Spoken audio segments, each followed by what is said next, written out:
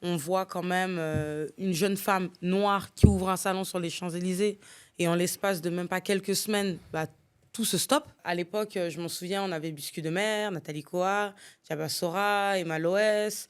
Et c'était vraiment des noms phares. Je vous le confie aujourd'hui, mais ça m'est déjà arrivé de prendre un crédit. Je me rappelle à l'époque de 1 000 euros, juste pour remplir le frigo. Si de faire un tel projet, tu dois me consulter d'abord et de l'apprendre là comme sur les réseaux sociaux. Moi, je suis quelqu'un qui prend beaucoup les choses à cœur.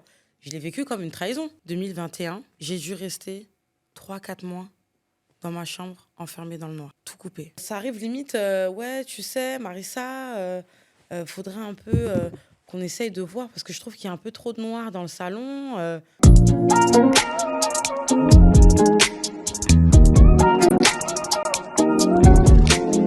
Bienvenue dans le Aira Talk, l'espace où les businesswomen racontent leur histoire sans fil. Derrière chaque succès, il y a des chutes, des leçons, des victoires, et on est là pour en parler en toute authenticité. Aira, c'est ta safe place pour apprendre et construire ta propre histoire. Pour ce premier épisode, je reçois une invitée de taille. C'est une pionnière du monde de la coiffure afro, connue à l'international. Mais derrière ce succès, peu de gens savent qu'il y a eu des trahisons, des échecs, des chutes brutales, des dépressions. Et malgré toutes ces épreuves, elle a su garder sa rage de vaincre et elle n'en devient que plus forte. Son histoire, c'est une vraie masterclass de résilience. Bienvenue à Marissa, plus connue sous le nom de MB Coiffure. Bonjour Marissa, bienvenue dans le podcast. Merci Yasmine. Comment tu vas ? Très bien, et toi ? Ça va, super. Du coup, on va commencer direct dans le vif du sujet. Marissa, ton nom est associé à des salons prestigieux à Paris, au succès, à la réussite, à des grands noms. Mais ce que peu de gens savent, c'est que tu as vécu des coups durs. Et aujourd'hui, j'aimerais que tu nous racontes le jour où tout s'est écroulé pour toi, ce jour où tu as tout perdu. Alors vraiment, le point pour moi qui a été marquant dans ma carrière d'entrepreneur, c'est le jour où je reçois une lettre de licenciement, alors que j'étais censée être associée et employée par la suite. Et je reçois une lettre de licenciement pour faute grave. À ce moment-là, vraiment, j'ai l'impression d'avoir tout qui s'écroule autour de moi. Je pense que ça a été vraiment l'un des points forts de ma carrière qui m'a vraiment beaucoup marqué. C'est ce qui a marqué l'arrêt complet en fait de ton activité à Paris, si je me trompe pas. Oui, bien Donc sûr. ça a été la porte de sortie en fait. Exactement, oui. D'accord. Exactement. On reviendra plus tard sur justement cette histoire qui est ta dernière expérience dans le salon Nubia à Paris. On y Oui. reviendra tout à l'heure, mais d'abord, il y a quelque chose que j'aimerais savoir. À ce moment-là, pour rappel, MB, tu es au max, si on peut dire ça comme ça. Tu es au top de ta carrière. Tout le monde connaît ton talent. Tu as des clientes qui sont reconnues à l'international. Est-ce que, juste avant cet événement, tu te sens intouchable ? C'est-à-dire que tu te dis, je suis arrivée à un certain niveau où rien ne peut m'arriver en fait. Je pense que pour chaque entrepreneur, quand tu fais quelque chose de tes mains et que c'est reconnu, c'est quand un business inject vient vers toi et croit à ton projet. Donc effectivement, quand j'ai été amenée à arriver au point où les Champs-Élysées, excuse-moi, c'est le triangle d'or, c'est le summum. Les gens en parlaient en tout cas de ce Exactement. salon à 2 Donc, pas des champs. tu commences de ta chambre à Sarcelles et ensuite, des business injects reconnaissent ton travail et tu arrives sur les Champs-Élysées, mais je me sens intouchable. Là, tu brilles. Ah non. Il n'y a rien qui peut... Il n'y a rien qui pouvait m'arrêter. C'était vraiment, vraiment le summum, quoi. D'accord. Ouais. Et du coup, est-ce que tu la sens arriver quand même, la chute un petit peu à un moment donné? Tu sens que ça va s'écrouler, que quelque chose va arriver ou pas du tout? Alors, avant l'ouverture de Nubia, il y avait quelques petits éléments qui n'allaient pas forcément, dans mon sens, dans le sens où déjà, on a mis énormément de temps à ouvrir par rapport au délai qui était prévu. Et moi, j'avais déjà abandonné, on va dire, plus ou moins le salon. Ton ancien salon, Exactement, j'avais averti ma... ma clientèle qu'on était fermé à partir d'une certaine date. Donc déjà, le délai qui n'était pas spécialement respecté. À l'ouverture, on n'avait pas spécialement tout le matériel nécessaire pour travailler, alors que normalement, dans le contrat dans lequel on avait échangé avec les Business Inject, ça devait être Il y normalement... avait des petits red flags, en fait, hein, Exactement, de oui. part et d'autre, mais rien de Exactement. dramatique non plus. Exactement. Et surtout, quand on a ouvert, je ne me suis pas sentie à ma place. Je ne me suis pas D'accord. sentie à ma place. Je ne me suis pas sentie vraiment dans le côté leader et entrepreneur qui a l'habitude de driver des équipes. Je ne me suis vraiment pas du tout sentie à ma place. D'accord. Ouais. Donc là, quand même, c'est vrai que t'es pas... Enfin, tu sens que quelque chose ne va pas, en fait, quand même, Ouais, d'une façon ou d'une autre. je sens que ça ne va pas parce que du coup, quand on dit Business Inject, voilà, ouvrir un salon sur les champs, c'est quand même un gros projet qui nécessite énormément de fonds. Donc ça, c'est quelque chose que je n'avais pas caché. Bien évidemment, pour moi, c'était une fierté. Mais le Business Inject, pour moi, son rôle, c'est d'être derrière toi. On va dire... Donc, quand tu parles de Business Inject, je vais clarifier un petit peu pour que Ok. les gens comprennent bien. D'accord. C'est la personne qui vient vers toi, qui te propose d'investir dans un Exactement. salon que tu vas gérer en partie, selon les Exactement. termes. Donc, elle vient investir et on te met un peu en avant puisque tu as le talent, tu as la clientèle, etc. Exactement, D'accord. voilà. Donc, Mais ça ne se passe pas trop comme prévu. ça se passe pas comme prévu. Je suis limite présentée. Le Business Inject qui est censé rester derrière moi, au final, me présente comme étant l'employé ou la personne qu'on a mis là, histoire de coiffer, quoi. Et je me suis vraiment pas sentie à ma place. Et dès le début, j'ai commencé à avoir certains regrets. D'accord.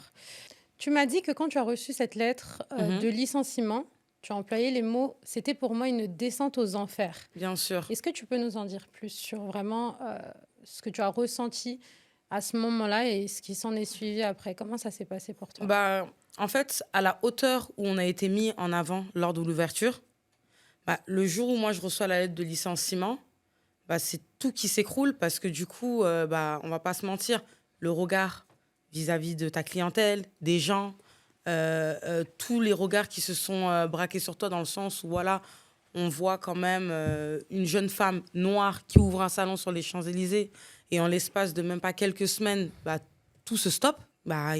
Franchement, ça a été... j'ai été amenée à tout revoir autour de moi et à me dire, en fait, ça y est, c'est fini. Moi, j'ai une âme de conquérante de base et je me suis sentie sans défense, vulnérable. Ouais. Donc, vraiment, pour moi, c'était l'une des pires expériences que j'ai pu connaître. Justement, c'est ce que j'allais te demander. Tu avais tout, après avoir bâti des années et des années de carrière, une image, et tu te retrouves d'une minute à l'autre sans rien. Donc tu passes de Exactement. tout à rien. Est-ce que à ce moment-là, tu as pensé à renoncer, à arrêter la coiffure définitivement? Sans vous mentir, je pense qu'à cette époque-là, c'était juin 2021. J'ai dû rester 3-4 mois dans ma chambre, enfermée dans le noir, tout coupé. Que ce soit téléphone, réseaux sociaux, Ok. vraiment tout coupé. Et j'y ai pensé. Mais comme je l'ai dit, moi, mon signe astrologique, je suis du signe bélier. D'accord. Donc, nous, les béliers, on est des battants. On est des leaders. Ça veut dire que je me suis assise, je me suis dit, bon, c'est vrai que voilà, ce qui m'arrive, c'est fou. C'est dingue, oui. Mais je suis quelqu'un de passionné, avant tout. Moi, le cheveu, c'est une passion. Et je me voyais pas...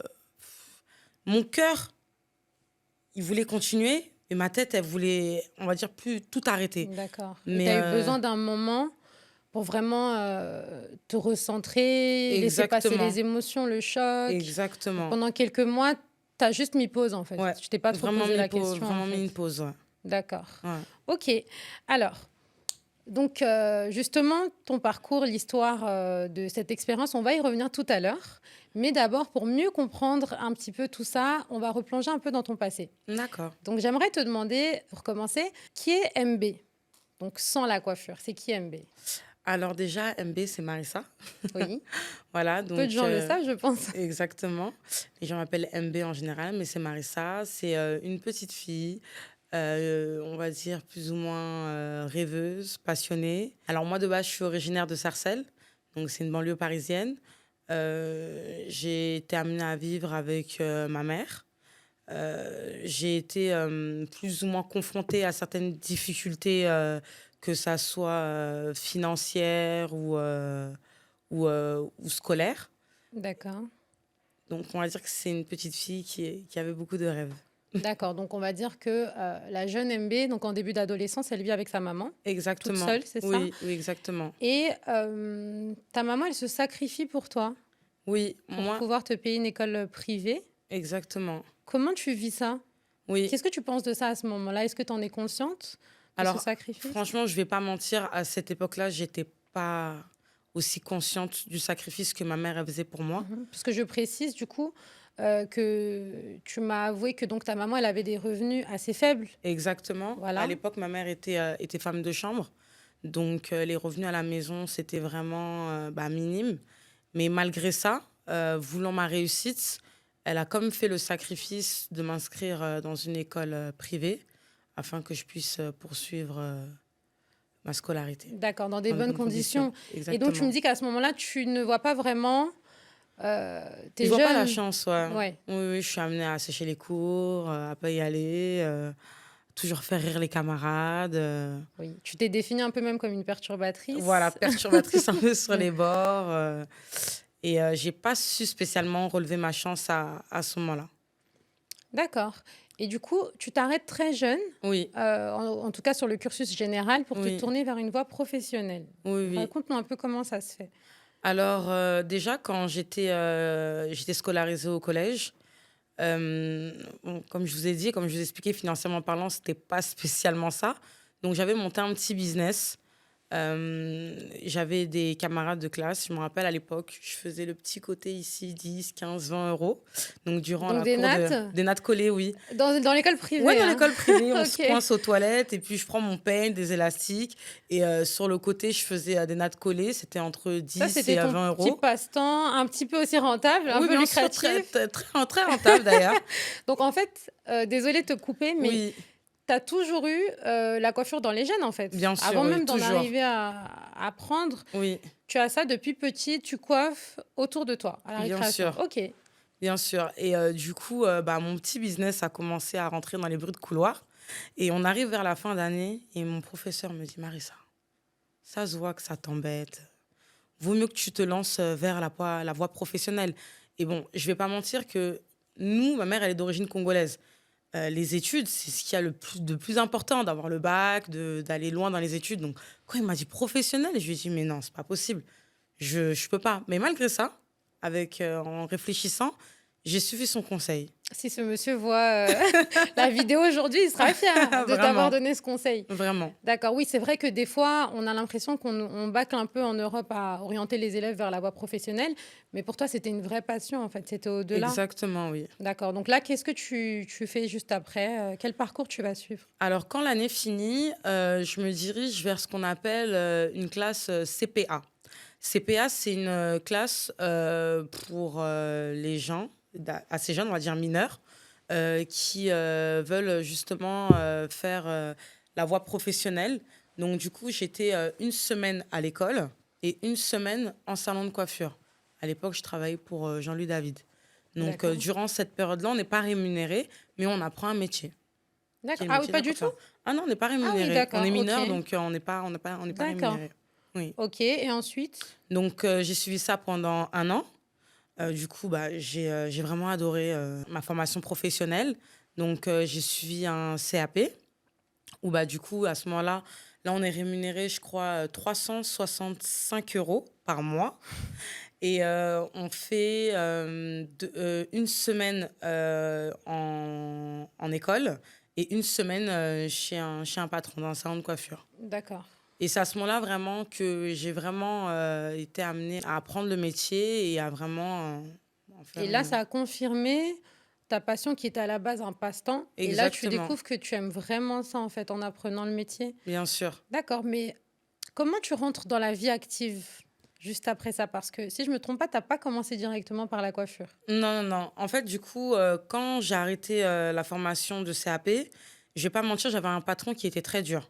Aujourd'hui, je le remercie, ça m'a vraiment rendu service. Mais c'est vrai qu'à l'époque, ça m'avait vraiment dégoûté du métier. Donc, je me suis dit, bon, je vais suivre une autre voie. Et j'avais postulé, j'avais été prise d'ailleurs dans... J'étais vendeuse. Et puis, du Dans coup, des magasins de vêtements, tu dans un peux dire magasin ça. de vêtements, voilà, dans un magasin de vêtements. Et puis, j'ai commencé à travailler. Alors, Ok. une fois que j'ai fini le CAP, c'est vrai que j'étais vraiment, on va dire, plus ou moins dégoûtée de la coiffure, parce que j'avais un patron qui était assez dur. Donc aujourd'hui, je le remercie, mais c'est vrai qu'à l'époque, je voyais pas spécialement la chose comme ça. Donc, j'avais vraiment été dégoûtée du métier. Ouais. Tu Et as mal du coup, vécu ta première expérience en ouais, fait vraiment, vraiment, en c'était, ouais, alternance. exactement, c'était vraiment, vraiment compliqué. Et du coup, j'avais pris l'initiative d'aller déposer des CV dans un magasin de vêtements. D'accord. Mm. Et comment tu reviens à la coiffure? Alors, à cette époque-là, du coup, j'avais Facebook et j'avais fait Tu te rappelles un peu c'était en quelle année pour situer un petit peu? 2012. D'accord. Ouais, on est en Ok, oui, 2000, donc on est c'est en même le début de 2012, oui. Facebook encore. Voilà, ouais, on est en Ok. 2012. Et en fait, bah, j'ai toujours été bon, très manuelle. Du coup, je sors de l'école de. Enfin, je suis lancée. Donc on est en 2012, Voilà, on est tu en es présente sur Facebook. voilà, on est en 2012. Je suis présente sur Facebook. Donc, des fois, bon, je mets des photos de moi quand je me maquille, quand je sors et tout, etc. Et un jour, je me suis coiffée. Je me rappelle, à l'époque, c'était à l'époque du tie and dye. Et Ouais. je Avec fais. le bain rouge et tout. Exactement. Ok. Et du coup, je me fais une couleur sur mes mèches de tissage et puis je poste. Et tout le monde vient de me demander, ah, c'est trop beau, c'est combien et tout. Donc, je balance un prix, je dis, bah, c'est 20 €. Donc, ce qui fait à peu près 10 000 à 12 000 francs, Ouais, comme 13 ça. 000 francs 13 000 CFA, je francs. crois. Et je dis, la couleur, bah, c'est 13 000 francs CFA. Et tout le monde me demande, oui, bah, je veux, je veux, je veux, je veux. Je dis, ok, d'accord, il n'y a pas de problème. Ok, donc là, l'esprit d'entrepreneur, il se Voilà, réveille après les cours de exactement. récréation. Et je me retrouve au moins avec 5 rendez-vous dans la semaine. Et moi, j'y vais. Pour faire des tie and dye. Exactement. Ok, donc tu saisis l'opportunité qui s'est offerte à toi. Bien sûr. Donc le business est venu toquer à ta porte. On va dire Exactement. ça comme ça. Ok, et du coup, à 18 ans, Oui, tu parcours toutes les banlieues de France exact. pour aller coiffer. Tu rentres super tard le soir. Raconte-nous un peu cette période de ta vie. Donc, comme je vous disais, j'ai commencé à avoir un peu de clientèle. Donc, à l'époque, c'était Facebook, mais beaucoup de bouche à oreille. Et du coup, ça m'arrivait de faire, par exemple, je sais pas, je pouvais faire rendez-vous à Grigny à 9h30. Je finis à Grigny à 11h. J'ai rendez-vous à Saint-Denis. Ensuite, après, je repars sur Paris Tout 17e. ça à pied, il faut Tout qu'on ça à pied, précise, hein. puisque Tout ça à tu as pied, 18 ans, tu n'as pas métro. de voiture. J'ai pas de Tu fais tout voiture, je ça à suis en pied. métro. J'ai une grosse valise avec tout mon matériel à l'intérieur. Et toute la journée, bah, je parcours toute la France, enfin toute l'île de France, pour faire mes prestations. Je finis des fois à des minuit, 1h. À l'époque, on n'avait pas tout ce système-là de Uber et tout, etc. Je prends le Noctilien et du coup, j'arrive à la gare et je marche pendant 30 minutes dans le noir jusqu'à la maison. Et À le 18 lendemain, ans. repelote, ouais, à 18 ans. Et le D'accord. lendemain, Et rebelote. là, tu avais eu le déclic de quitter complètement ton travail pour te consacrer à 100% déjà à cette activité. Tu Exactement, as oui. senti que... Ça prenait beaucoup de place. D'accord. Et c'est parce que je partais avec ma valise carrément des fois au travail. Parce qu'après le travail, j'avais des clientes. Et quand j'ai commencé à voir que, bah, du coup, à cette époque-là, je pense que j'étais payée peut-être 700, 800 €. Et là, j'arrive à me faire les 700, 800 € en une semaine au fur et à mesure. Le calcul, il est Donc, le rapide. calcul, il est rapide. J'ai arrêté le travail. Ok, d'accord. Marissa, à 19 ans, tu payes déjà le loyer de ta mère et Oui, ton loyer. Puisque oui, tu vas déménager, tu vas nous raconter un petit peu. C'est exactement. quand même dingue à 19 ans de Ouais. déjà pouvoir subvenir aux besoins de sa maman. Bien sûr. Bah, en fait, moi et ma maman, on a vraiment une relation très fusionnelle. Donc, du coup, vraiment, bah, étant très jeune, j'ai été amenée à être face à des responsabilités bah, qu'un enfant qui a 15 16 ans, il n'est pas face à ce genre de... Bon, il pense à s'amuser, à sortir et tout ça. N'est pas censé vivre Il n'est pas à censé ce vivre tout niveau. ça. Et du coup, moi, mon objectif dans ma tête, c'est d'aider ma mère afin qu'on puisse être bah, plus ou moins bah, à l'aise. Donc, très jeune, à payer le loyer, à payer les courses, remplir le frigo, etc. C'est vraiment ma vie. D'accord. Ouais. Et c'est assez dingue parce que justement, en étudiant un peu les histoires d'aujourd'hui des grands entrepreneurs, de ceux qui ont vraiment réussi à arriver à certains niveaux, on se rend compte que l'essence, c'est souvent de s'en sortir en fait. Bien L'essence sûr. qui les motive. Est-ce que pour toi, parce qu'on en rigole, on dit que tu avais l'esprit business entrepreneuriat, mais finalement, est-ce que derrière ça, c'était juste tu voulais t'en sortir, aider ta maman? Oui, C'était pas nécessairement de toi. exactement. À cette époque-là, j'avais pas seulement l'ambition d'ouvrir un salon, hein. Pour moi, c'était d'aider ma mère parce que du coup, on avait tellement de difficultés. Moi, ça m'est déjà arrivé, hein. Je vous le confie aujourd'hui, mais ça m'est déjà arrivé de prendre un crédit. Je me rappelle à l'époque de 1 000 euros, juste pour remplir le frigo sur un nombre de mois et qu'on soit à l'abri du besoin de nourriture pendant X temps, quoi. Tu es la seule enfant? Oui, Ah oui. oui, oui, de ma Donc, mère, oui. tu as eu une énorme responsabilité sur les épaules, sans qu'elle te le Exactement. demande, bien Et sans évidemment, qu'elle me le mais demande, oui. tu as ressenti euh, que tu pouvais essayer de l'aider à ta manière, et c'était ça, en fait, Exactement. ton moteur de base. De base, oui. D'accord. Ouais. Et comment ça se passe? Donc, du coup, tu déménages Exactement. Donc, au fur et à à peu près mesure, 19 ans. ouais, vers les coups de 19-20 ans, je prends un appartement parce que du coup, le bouche à oreille, c'est devenu, ça m'a un peu dépassé dans le sens où voilà, la clientèle faisait comme 30 minutes de marche avant d'arriver à mon domicile. Elle habitait loin, en fait, de la gare. Exactement, voilà, les voisins, ils ont commencé un peu à se plaindre des allers-retours qu'ils pouvaient avoir à la maison. Donc, c'est à ce moment-là que je prends la décision de déménager et de prendre un appartement à la Plaine Stade de France à l'époque, un studio, donc qui était vraiment à proximité de Paris pour pouvoir recevoir mes clientes. D'accord. Et à ce moment-là, tu es tellement à l'aise que, du coup, tu peux subvenir aux besoins de ta maman et des Ah oui, tiens oui, oui. largement. Ah Non, oui, d'accord. à ce moment-là, du coup, j'ai un appartement, je paye mon loyer, je Tu t'en sors bien. exactement, je subviens aux besoins de maman, donc Ok. c'est vraiment... Moi, je trouve ça quand même dingue parce que, étant passée par l'entrepreneuriat, ayant vu autour de moi aussi certaines situations, malgré que ça fonctionnait bien, c'était quand même hyper courageux de encore plus plonger dedans, aller prendre un appart. Ça devient réel. Bien sûr, Parce que quand tu habites chez ta maman et que tu fais ça pour dépanner, il n'y a pas un énorme risque de perte derrière. bien Tu peux sûr. pas perdre grand-chose. Au pire, tu es chez ta maman et tout. À t'entendre parler, l'opportunité toque à ta porte et à chaque fois, tu réponds direct. Tu Oui, n'hésites pas, tu n'as pas peur parce que ça me surprend énormément. moi, comme je l'ai dit, moi, j'ai une âme de conquérante, donc c'est un défaut aussi, des fois, dans certaines situations, parce que j'ai tendance à foncer et à réfléchir après. D'accord, Mais donc pour ça peut moi, être qui tout double en fait. voilà. Mais à ce Donc, moment-là, ça marche en ouais, tout à ce cas. moment-là, ça marche en tout cas. Ok, super. Et dis-moi, Marissa, qu'est-ce que ta mère, elle en pense de tout ça? Elle voit sa fille qui était dans l'école privée, qui tressait un peu à la récré, qui du jour au lendemain quand même a un succès. Tu as été un peu victime de ton succès dès le Bien départ. sûr, bien Elle te sûr, voit aussi travailler dur. bien Elle sûr. voit que tu essaies de Bien, l'aider. Tout, qu'est-ce qu'elle en pense? Est-ce qu'elle t'en parle? bien sûr. Bon, après, vous savez, les mamans africaines, hein, elles sont Je sais. pas très émotives, Oui. mais vraiment, je pense elle doit être fière quand même.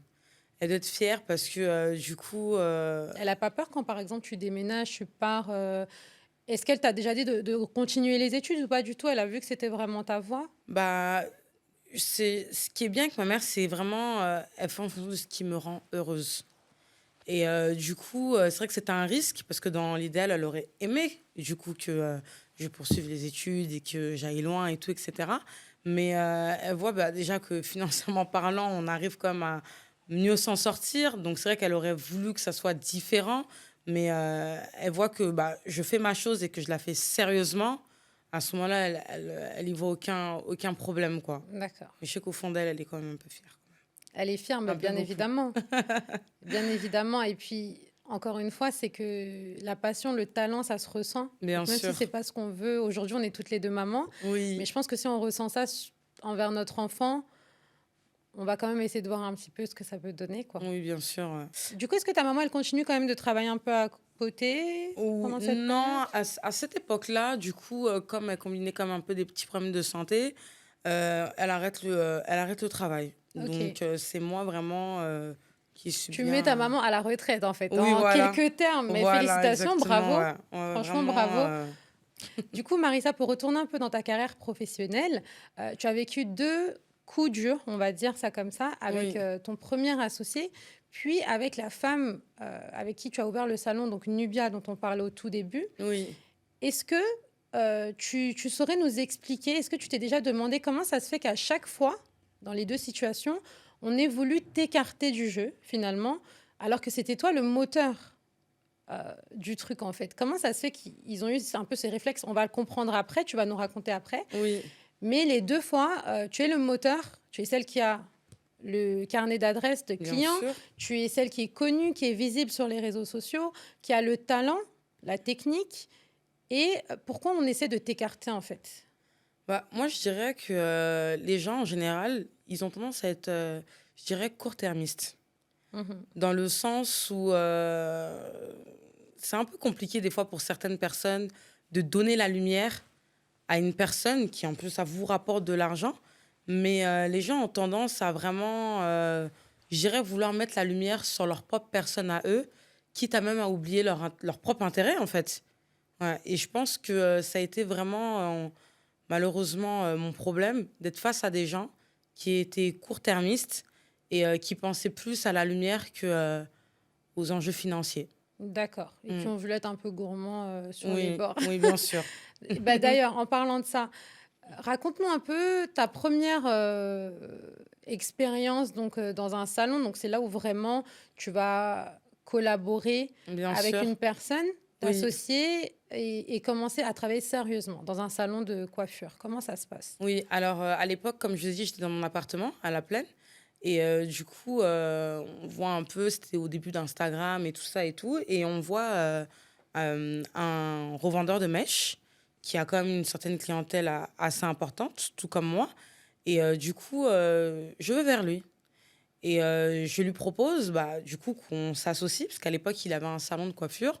Et je lui propose qu'on s'associe et pour, bah, du coup, combiner nos deux forces ensemble. D'accord. À ce moment-là, tu ne le connais pas du tout. Je le connais Je pas tiens du à tout, hein. préciser parce que j'ai trouvé ça dingue. Oui, Tu ne connais pas ce monsieur. oui, Tu pars à sa boutique oui, sur Paris avec ton audace et du exactement, culot, on peut le exactement, dire, exactement, et tu vas lui proposer une affaire en fait. Alors que tu exactement. as quel âge à ce moment-là? 21 ans, Ouais, 20 ans? 21 ans, ouais, 21 D'accord, ans. Et en fait, du coup, il avait une boutique qui était scindée en deux avec une partie coiffure. d'accord. Donc, je lui propose justement de reprendre sa partie coiffure-là, qui était occupée par une autre personne à ce moment-là.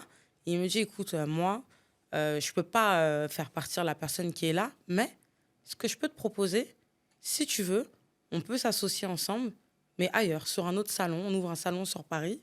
Donc, lui, il était revendeur de mèches et moi, j'étais coiffeuse. Donc, on peut mettre nos deux entités en symbiose pour en faire une force. Puisque quand la cliente vient, elle a besoin de mèches pour se coiffer, donc Exactement. c'est hyper complémentaire en C'est fait. hyper complémentaire. Donc, du coup, bah, je lui dis, OK, c'est parti. Encore une fois, t'as pas peur. Non, j'ai pas Je peur. J'ai pas peur. je sais pas si les personnes qui vont regarder seront autant impressionnées que moi, mais à chaque fois, tu recules pas. Tu prends même pas du temps pour te dire oui et si, on sait jamais. Non, je fonce, je fonce, je fonce. C'est D'accord, vraiment ma deadline de foncer. d'accord. Donc, Donc, vous ouvrez le salon, et c'est vous trouvez un arrangement, vous ouvrez le exactement, salon. ouais, exactement. On ouvre le salon. Du coup, à cette époque-là, on va dire financièrement parlant, j'étais pas spécialement très accomplie. Donc, du coup, on trouve un deal qui est quand même assez intéressant, dans le sens où on met nos deux sociétés en symbiose ensemble, mais financièrement, il avance une partie.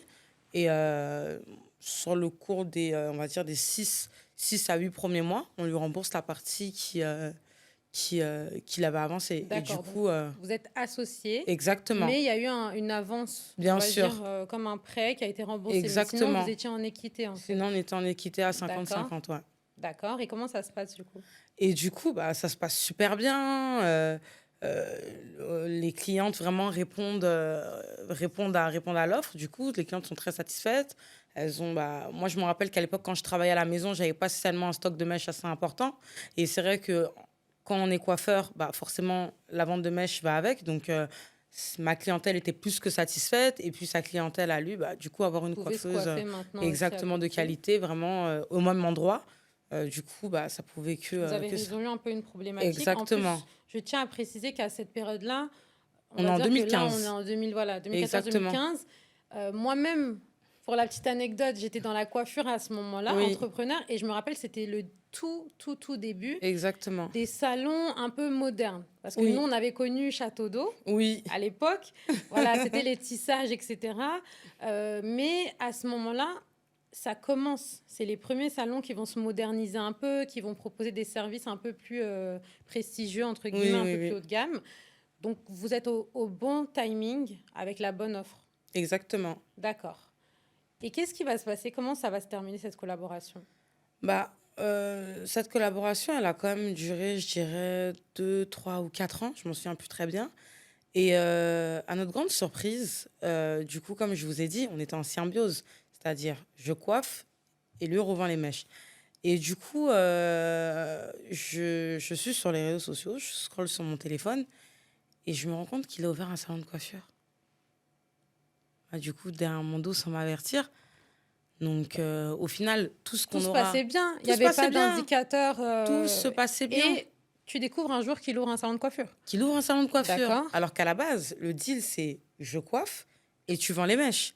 Ça veut dire que Lui, oui, il faut préciser que lui, c'est juste un vendeur juste de un mèches revendeur de mèches, oui. qui n'a rien à voir avec le côté technique. Exactement. D'accord. Donc, du coup, je me dis, attends, c'est pas le deal sur lequel on s'est basé. À la base, moi, durant on va dire, durant toutes ces années-là, j'ai été amenée à mettre ton produit en avant, à le mentionner sur mes réseaux et tout, etc. Et toi, par derrière, tu ouvres un salon de coiffure, forcément, on a une clientèle qui va être drivée vers le salon de Oui, coiffure. puis quel est l'objectif? Merci. Et puis sans te le dire, Et sans me le c'est dire, ça qui est un peu étrange. j'ai vécu ça comme une trahison. J'ai vécu ça comme une trahison parce que du coup, j'ai travaillé pendant X années à remettre ta marque qui avait déjà un nom, mais à la mettre encore plus en avant. C'est-à-dire que ma clientèle à moi, elle achète ton produit. Et si demain, tu prends l'initiative de faire un tel projet, tu dois me consulter d'abord. Et de l'apprendre là, comme sur les réseaux sociaux, moi, je suis quelqu'un qui prend beaucoup les choses à cœur. Je l'ai vécu comme une trahison. Et quand tu le confrontes en lui demandant de t'expliquer, qu'est-ce qu'il te dit en fait à ce moment-là Je pense qu'à ce moment-là, il n'a pas spécialement vu le mal, ou peut-être qu'il a peut-être fait semblant de ne pas voir le mal que ça pouvait engendrer. Mais franchement, moi, je suis quelqu'un de créative et je fonctionne avec mes mains, avec mon cœur, avec ma tête. Et là, le cœur, il n'y était plus. Franchement. Il ouvre le salon, oui. mais il continue de travailler avec toi comme si de rien Oui, bien n'était. sûr, bien sûr. Et nous aussi, on n'a pas le choix aussi à ce moment-là. C'est quand même assez étrange. Il redirige où ses clientes alors? C'est ça. Donc la clientèle, elle est redirigée. D'accord. Est-ce que tu as eu l'impression qu'il vous a un peu laissé toute seule à ce moment-là là-bas? Oui, il t'a laissé toute seule et il s'occupait plus de l'autre salon? Du coup, quand on ouvre un nouveau projet, forcément, on doit y être investi. Donc, le dynamisme que tu vas mettre dans ton endroit, forcément, si tu en ouvres un deuxième, le dynamisme, il ne peut pas être à 100% au même endroit. Donc, forcément, arrivé à un moment donné, franchement, je me suis sentie délaissée. D'accord. Ouais. Ok, je comprends. Et est-ce qu'à ce moment-là, tu as eu l'impression d'avoir été naïve, de ne pas avoir peut-être mis des clauses ou de ne pas avoir anticipé quelque chose comme ça qui aurait pu se passer? Oui. À ce moment-là, je me sens quand même naïve, mais dans le sens où on ne va pas mentir aussi. Quand on a commencé l'association, le deal était pas mal. Et puis, ça reste comme une personne qui m'a quand même aidée. C'est pas tout le monde, quelqu'un que tu connais pas, qui n'est pas de ta famille, clair, qui n'est pas de ton mari, qui va te proposer ce genre de deal. Donc, à la fois, je me suis sentie naïve, mais après bonne réflexion, j'avais pas autant de colère que ça parce que ça reste quand même quelqu'un qui m'a aidé à me propulser en fait et à du coup sur le coup ou avec du recul? Avec le recul. Avec le recul. Sur le coup, sur le coup, j'ai pété un plomb. Oui, sur le coup, tu te dis attends. Non, sur le coup, on était intimes et tout. Non, sur le coup, j'ai pété un plomb, et je lui en ai voulu. Non, j'étais vraiment énervée. Mais après, avec la réflexion, j'ai dit écoute, j'ai pas le choix.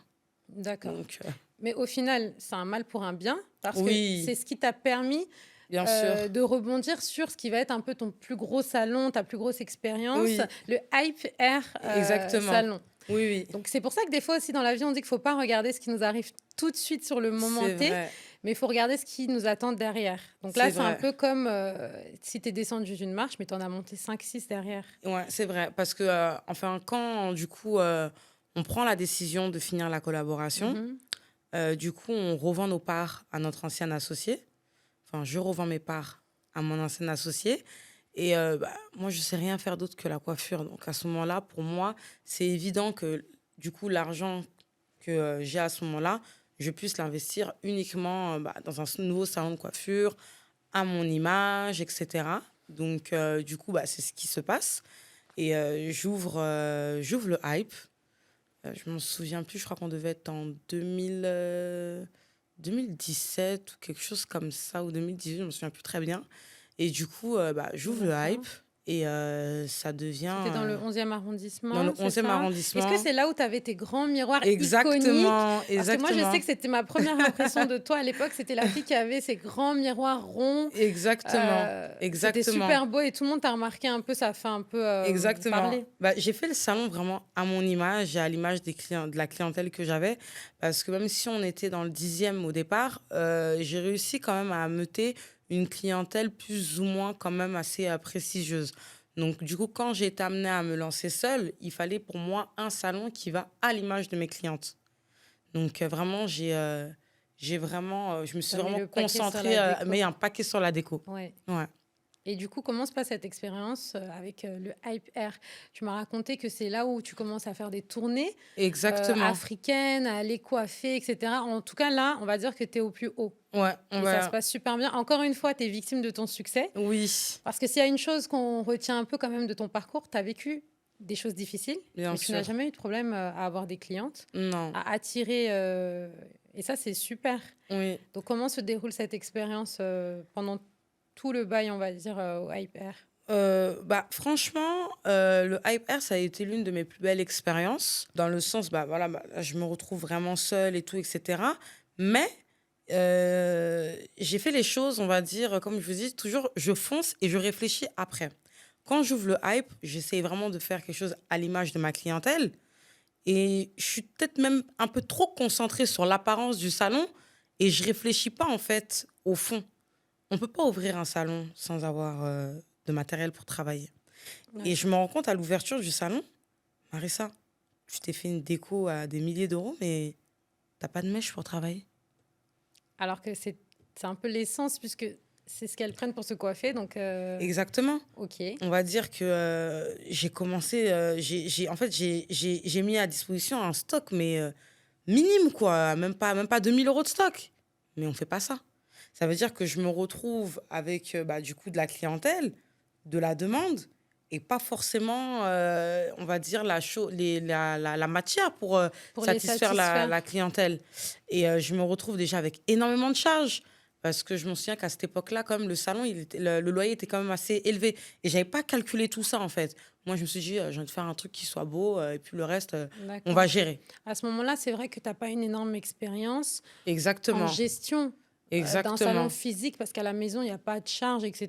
Là, c'est un salon physique. Bien Il y sûr. a des charges, il va y avoir les employés qui arrivent. Bien sûr. Et dans le salon précédent, tu n'avais pas eu trop affaire à tout ça, on va dire? On va dire dans le Pas à salon ce point-là? précédent, bah, comme je travaillais avec quelqu'un, on va dire que tout ce qui était Lui, il s'y connaissait logistique, un peu mieux. il s'y connaissait un peu mieux. Et puis lui, il était revendeur de mèches. Donc le stock de mèches, il n'y avait même pas Ah, à ça me fait réfléchir pour dessus. ça.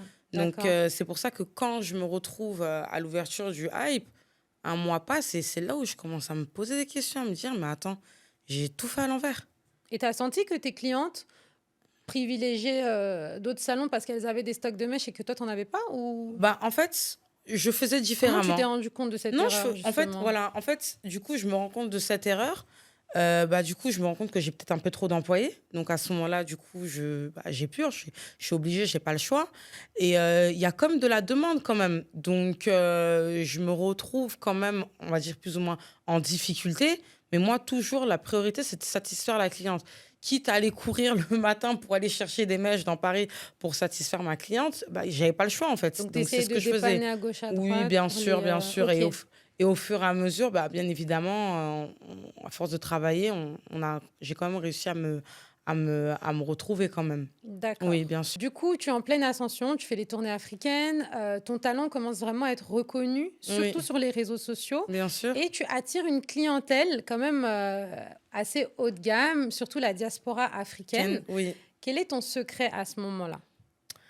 À ce moment-là, bah, déjà, dans un premier temps, moi, ce qui a été ma force, c'est j'ai pas grandi en Afrique, hein, mais j'ai vraiment été absorbée par notre continent africain et j'ai été intéressée. Et je me suis rendu compte au fur et à mesure qu'il y avait quand même une clientèle. j'avais des fois, de temps en temps, des clientes qui venaient acheter des perruques. Et j'ai eu l'idée de faire ce qu'on appelait à l'époque l'African Tour. Donc, je prenais un produit fini, qui est la perruque, qui vraiment, à cette époque-là, on est vraiment au début de la banalisation de la perruque. Les gens portent plutôt des tissages de base. Mais Là, il y là, a les laces, etc., qui sont arrivés sur le marché. exactement. Et du coup, j'ai organisé cet African Tour où je faisais vraiment le tour de l'Afrique, en passant par le Sénégal, par la Guinée, par le Mali, par le Cameroun, par le Congo, enfin, vraiment un peu partout dans toute l'Afrique. Et du coup, grâce à ça, ça a pu me permettre d'ameuter cette clientèle-là à mon salon sur Paris. D'accord. Parce que du coup, Voilà, j'imagine que, étant donné qu'on est sur le début de cette vibe un peu de nouveau salon de coiffure bien moderne sûr, afro, en Afrique, c'est encore moins développé à ce moment-là. bien Donc, sûr. tout Et de c'est suite... et c'est à ce moment-là, pardon, je suis désolée, je t'ai Non, non, coupé. pas de- Et c'est à ce moment-là que j'aborde les influenceuses africaines. D'accord. Voilà. Justement, j'allais y venir. Quelles sont les femmes les plus iconiques, les plus connues que tu aies coiffées? À l'époque, je m'en souviens, on avait Biscuit de Mer, Nathalie Coa, Jabba Sora, Emma Loès. Et c'était vraiment des noms phares. Tout le monde regardait, en fait. Donc, c'était T'as au coiffé début. aussi Demdem, Oui, faut aussi, oublier de le oui, dire, qui était une de aussi. tes très bonnes Oui, clientes, oui, bien sûr, oui. la Et femme de Maître Gims. oui, Oui, exactement. Donc, du coup, bah, indirectement, le fait, bah, du coup, d'avoir ces personnes-là qui venaient dans le salon, c'était comme un miroir pour la clientèle.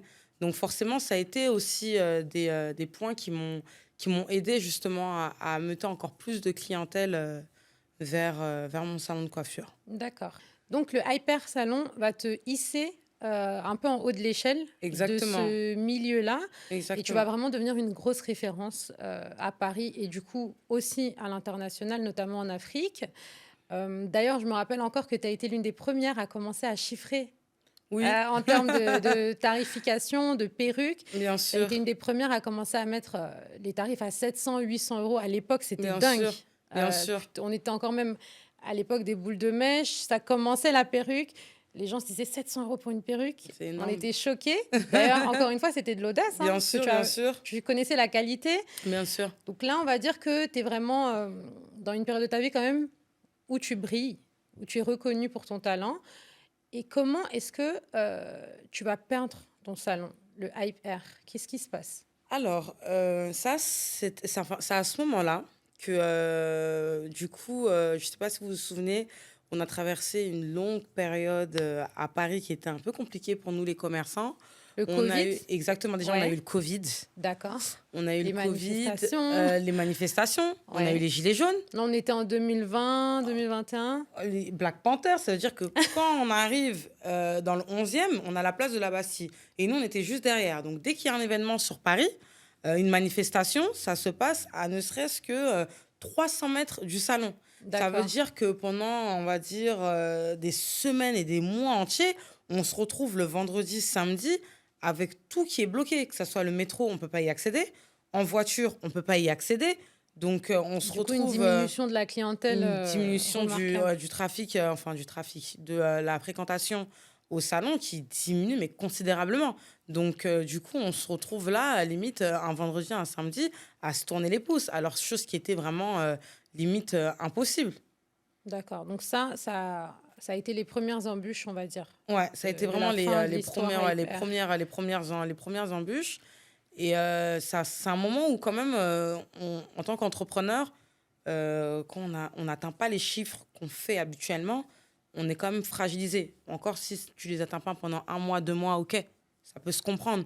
Mais quand 2 mois devient 12 mois et plus, là, c'est quand même conséquent. D'accord. Tu m'as confié aussi que tu t'es retrouvé un peu submergé Bien sûr, parce que tu avais trop d'employés. Là, pour le coup, tu avais foncé, oui, mais ça avait commencé oui, oui, oui. à causer un peu des problèmes. Tu as commencé à voir la réalité Bien du sûr, vrai terrain de l'entrepreneuriat. Donc, quand bien tu as sûr, une équipe à gérer, tu as des charges, tu as le salon, il y a les événements extérieurs que tu ne maîtrises pas. bien sûr. Donc, qu'est-ce que tu peux nous dire à propos de tout ça?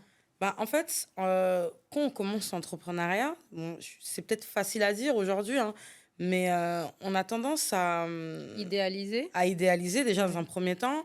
Et on a tendance à ne pas spécialement voir l'envers du décor dans le sens où ce que tu gagnes dans ta société n'est pas ce que tu dois consommer dans ton personnel. Et c'est quelque chose sur lequel bah, moi, je réfléchissais pas. Ça veut dire, je vais gagner de l'argent, tout ça et tout, etc. Euh, euh, je vais mettre dans ma poche. Ouais, Je vais je mettre pense dans qu'on ma a poche. tous fait cette erreur. On l'a Surtout quand tous tu étais fait. à ton compte au début, du coup, tu Bien avais sûr. pris un peu la mauvaise habitude. Bien sûr, sauf que là, quand tu es entrepreneur, tu as des employés. Et ces employés-là, tu dois les payer. Et tu peux pas être en retard. Parce que si tu es en retard, eux, ils ont leur charge à payer. Ça veut dire que limite, en fait, quand tu es entrepreneur, tu dois limite toi-même d'abord t'oublier avant de... En plus, là, tu es carrément même une CEO.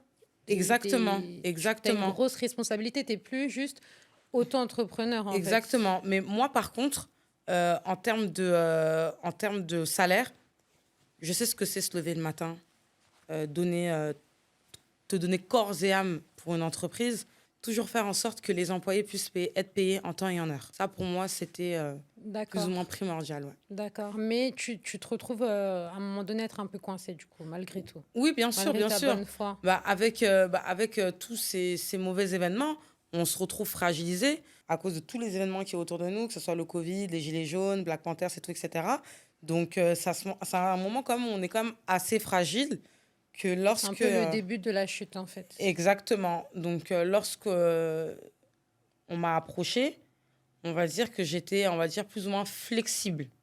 On t'a fait en fait une proposition Exactement. qui était plus intéressante de Oui. retourner t'associer, on va en parler. Exactement. Et c'est là que tu vas décider de fermer le salon. Exactement, oui. Quand tu pesais le pour et le contre, Oui. tu t'es dit que c'était plus intéressant. Par rapport au deal qu'on m'avait proposé à l'époque, à ce moment-là, j'étais un peu plus flexible. Donc forcément, quand on vient m'approcher, je suis plus amenée on va dire, plus ou moins à céder. D'accord. Et donc, en fait, à ce moment-là, à la fin du Hype Air, est-ce que tu te dis, j'ai mal fait les choses, j'ai mal géré mon activité, j'ai fait quelques erreurs? Tu as senti que tu avais un manque peut-être de connaissances dans le domaine de la gestion d'un business? C'était quoi les leçons que tu as apprises un peu de cette histoire? Alors, durant le hyper aussi, après, j'ai quand même passé aussi des bons moments où j'ai été amenée quand même à pouvoir quand même générer des sommes d'argent importantes, quand même, je vais pas mentir. Mais en termes de gérance, si c'était à refaire, j'aurais pas fait les mêmes erreurs. Pour Dans toi, le quelles sens où, erreurs tu as fait, par exemple, déjà, en principalement? tant qu'entrepreneur, les charges. Les charges, il faut les minimiser au maximum. J'avais des charges qui étaient trop importantes. J'ai commencé, en plus de mon loyer, des employés et des déclarations à l'URSSAF et tout, etc., j'étais quand même à presque 15 000 euros de charges par mois. C'est énorme. Et c'est énorme. Euh, c'est limite ingérable, quoi. C'est-à-dire que tout ce que tu vas peut-être amener à encaisser dans les premiers temps se retrouve avalé par rapport aux charges que tu as. Donc, déjà, vraiment, les charges qui m'avaient vraiment, Mhm. submergée. Et la gestion du stock, etc. Et la Tu gestion veux du me parler de tout stock, ça? avoir démarré du coup sans prendre la responsabilité, enfin sans prendre l'importance d'avoir vraiment un stock conséquent pour pouvoir justement tourner avec le stock de mèches, pouvoir proposer tout à ma clientèle. Et puis aussi, je dirais, cette habitude-là, quand il y a de l'argent qui rentre, au lieu de mettre cet argent-là pour les besoins de ma société, et non pas pour mes besoins personnels. C'est ça. Voilà. C'est un sujet qui me touche particulièrement parce que j'en parle souvent que quand on est entrepreneur, surtout comme toi et moi, quand on a voulu s'en sortir, se débrouiller, il n'y a pas eu un parcours prévu pour ça. On manque énormément, finalement, de culture, Bien que ça sûr. soit financière, la culture du business, etc. Pour la plupart, encore une fois, ça a commencé avec de la débrouillardise. Il n'y avait pas d'études Bien derrière. sûr. Souvent même, on n'est même pas accompagné Bien par des sûr. personnes compétentes. Et c'est clair qu'au début, tu as l'impression que c'est facile. Bien Et sûr. puis ça va vite, tu as les clientes et tout. Très vite, on se casse un peu la gueule parce qu'on se rend compte qu'on ne sait pas gérer un business, en fait. Mhm. Concrètement, Bien c'est sûr. un peu ça. Oui. Et aujourd'hui, justement, j'en profite pour faire passer un peu le message que c'est exactement la raison pour laquelle j'ai ouvert ma structure Aera, d'où le nom d'ailleurs du podcast, pour pouvoir justement accompagner un petit peu, aider, guider toutes les femmes entrepreneurs, les jeunes femmes en tout cas, dans tout cet aspect invisible derrière le business, derrière l'entrepreneuriat qu'on ne voit pas. Et finalement, c'est hyper important d'apprendre à gérer correctement un business, non seulement, oui, pour réussir, mais je pense que c'est pas ça le plus difficile, c'est de le garder sur le long terme et de pouvoir en vivre, avoir un confort financier justement, sans se retrouver à crouler sous des dettes, parce que peut-être c'était pas ton cas et tant mieux, mais il y a des entrepreneurs qui non seulement vont mal gérer, mais vont encore se retrouver en dessous dans la ligne rouge. Donc, ils vont avoir des dettes, des crédits envers, que ce soit leur loyer, leurs employés, etc. Donc, voilà, on va dire un petit peu à ce moment-là, c'était une expérience super pour toi. Bien sûr. Mais il y a la réalité qui te sûr. rattrape un petit peu. C'était combien d'années, en fait, à peu près, à Hyper, pour qu'on ait une idée? On a eu le salon pendant 4 ans. 4-5 ans, ouais. Pendant 4-5 ans. D'accord. Et à ce moment-là, donc, pendant cette période de fragilité, Oui. tu as une personne qui t'approche, Oui, qui va te faire une proposition alléchante. bien sûr, Si oui. on peut dire ça comme ça, est-ce Exactement. que tu peux nous en dire plus? Alors, comme je vous ai expliqué précédemment, c'est vrai qu'on était vraiment, on va dire, en position vulnérable. Donc, c'est à ce moment-là qu'une cliente, qui était un peu plus d'accord, qu'une c'était cliente, ta hein. cliente Oui, à la base. c'était une cliente, mais c'était un peu plus qu'une cliente. Et du coup, qui m'approche et qui me propose quelque chose vraiment d'alléchant en tant qu'entrepreneur, qui me propose d'être mon business inject. Dans le sens où elle me dit, écoute, voilà, ça fait un nombre de temps que je t'observe, tu as vraiment une clientèle qui est vraiment, on va dire, high level. Donc, moi, j'ai un projet et j'aimerais vraiment t'en parler et tout. Et je lui dis, écoute, il n'y a pas de, y a pas de souci. Donc, c'est à ce moment-là où elle me dit, écoute, j'aimerais ouvrir un salon sur les champs. Et parmi tous les coiffeurs parisiens, tu es vraiment celle qui m'intéresse dans le sens où la la qualité de ta clientèle et tout, etc. Je pense que ça combinerait bien avec ce projet-là. Donc, j'ai été intéressée. J'ai été plus qu'intéressée. Oui, en plus, si je peux me permettre de préciser, elle te propose de s'occuper de toutes les charges. Bien sûr. Donc là, c'est fini la gestion difficile des employés, etc. Elle te demande juste d'exercer ton talent. Exactement. Donc de coiffer, t'occuper de cette partie-là.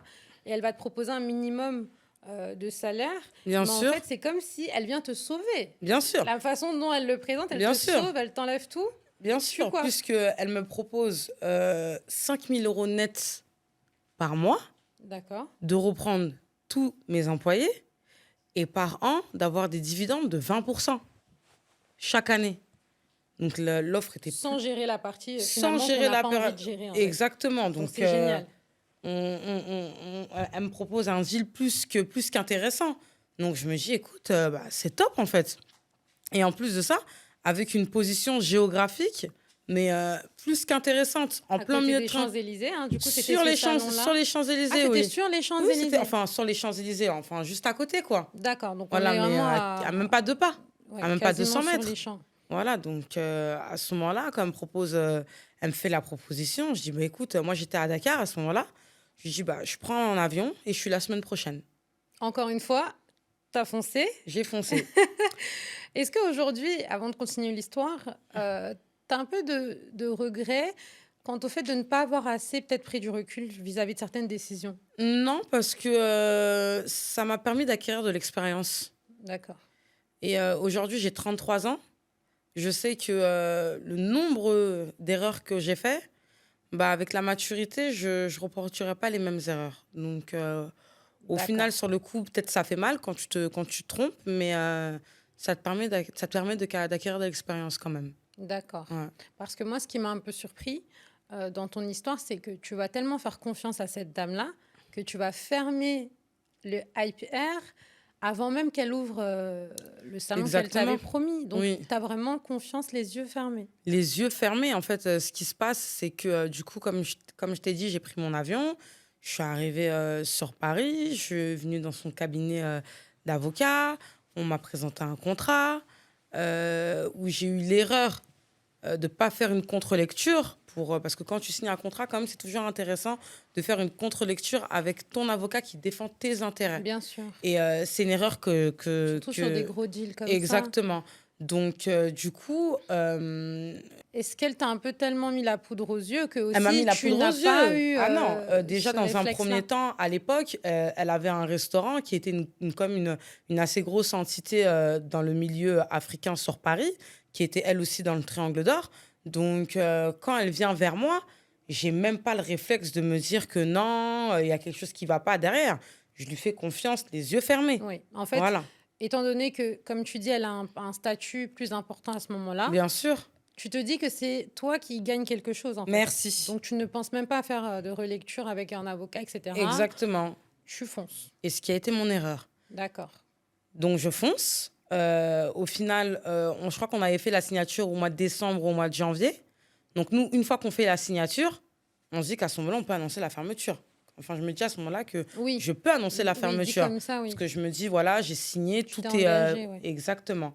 Donc, j'annonce la fermeture de mon salon en disant aux clientes, bah, voilà, dans quelques mois, on va vous annoncer l'ouverture d'un nouveau projet. En sachant qu'on est au mois de janvier et que l'ouverture était prévue, je crois, pour le mois de mars ou de avril. On se retrouve au mois de mars ou d'avril, on n'a toujours pas ouvert.